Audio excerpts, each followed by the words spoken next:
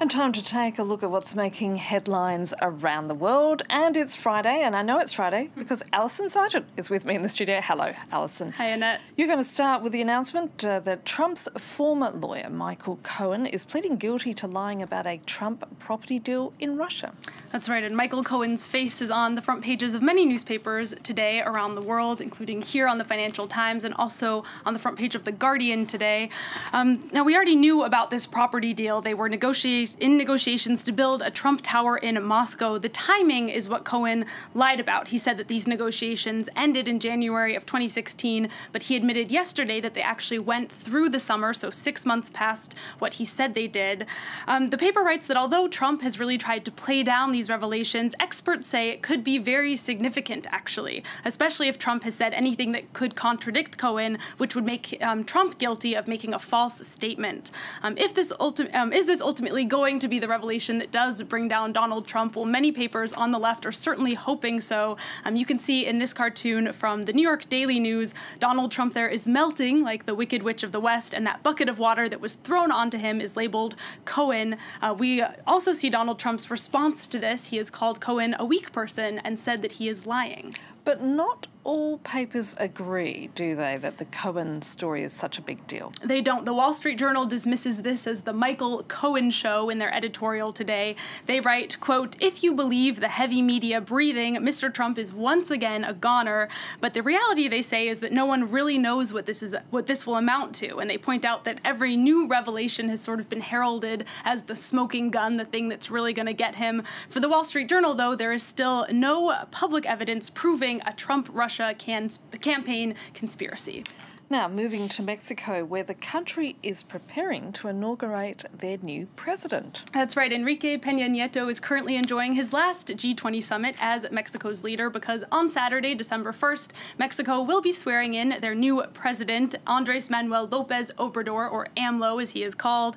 One of the big changes that will be ushered in tomorrow is that the presidential palace, Los Pinos, will be transformed into a big cultural center. This was one of AMLO's promises for when he became president. Huffington Post Mexico reports it will be open to the public starting tomorrow with big concerts planned throughout the day. They're also going to install big TV screens to broadcast AMLO's swearing-in ceremony. Now, if you're wondering where AMLO is going to live, he had mentioned the possibility of setting up just a simple hammock in the presidential palace, but the website says it's far more likely he'll be keeping his family residence because it is very close to his son's primary school. Oh, that's an interesting move indeed. Now, all eyes this weekend, of course, are on the G20 summit in Argentina, but there's another global event kicking off, isn't there? And it's the COP24 climate conference next week in Poland. That's right, and French paper Libération is focusing on the climate on their front page today with an interesting question, Annette. Should we be having fewer children to save the planet?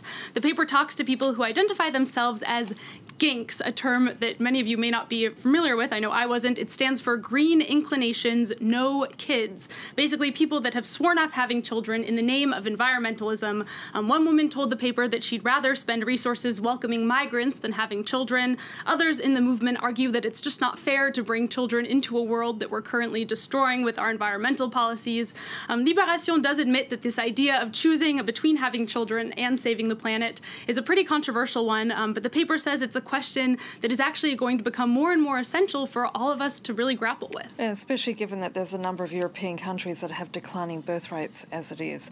Now, in addition to next week's climate conference, we've also got, now I thought we'd seen the end of this, but more World Cup fever. Never ends. No, because at the end of this weekend, we'll know the full list of teams who've qualified for this year's Women's World Cup. That's right. This year's Women's World Cup to take place in Paris starting next June 2019. Two key games taking place this weekend will determine the final two teams on that list for participating. Tonight, Mali and Cameroon will be playing for third place in the Africa Cup of Nations. The winner will get the third and final slot for an African team in the World Cup. South Africa and Nigeria have already qualified. Cameroon is the favorite in this game. Mali has never qualified for a World World Cup, so it would be quite exciting for them if they do make it through. The other game to keep an eye on is the final of the Oceania Nations Cup on Saturday. In this game, Fiji will be playing New Zealand to determine who qualifies for the World Cup. It would be a shock if Fiji pulls it off, especially because they already played New Zealand earlier in this tournament, and in that game, New Zealand beat them 10-0. And it is important because the number of people now following women's soccer is growing by the minute. Now, it is the end of the working week and it's Friday, and we're ending with a massive story, Alison. A brewing conflict between Australia and Canada, all because of a big cow. That's right, Annette. You might remember earlier this week, an Australian steer went viral when it was too big to be slaughtered. Well, Canadian farmers have come forward saying that they have a cow that's actually an inch taller. You can see the two cows side by side here on the website of Vice News. That's Australia's Knickers on the right and Canada's Dozer on the left. Dozer has reportedly gone viral locally, and this Vice writer, probably a Canadian, is clearly very proud. They say Canada should get to eat Australia's cow Knickers as a reward for winning this competition. Australia is not having it, though. This Aussie site Junkie accuses Canada of trying to steal their cow's thunder, and they point out rather cruelly that Canada's cow Dozer is older. It's actually already 6 years old and will probably die soon, according to them. Okay, all right. Well, I'm going to have to leave it there. Thank you so much. That's Alison Sargent with What's Making World Headlines. And if you want to take a look at the stories she's been chatting about, you can, of course, head to our website, that being France24.com.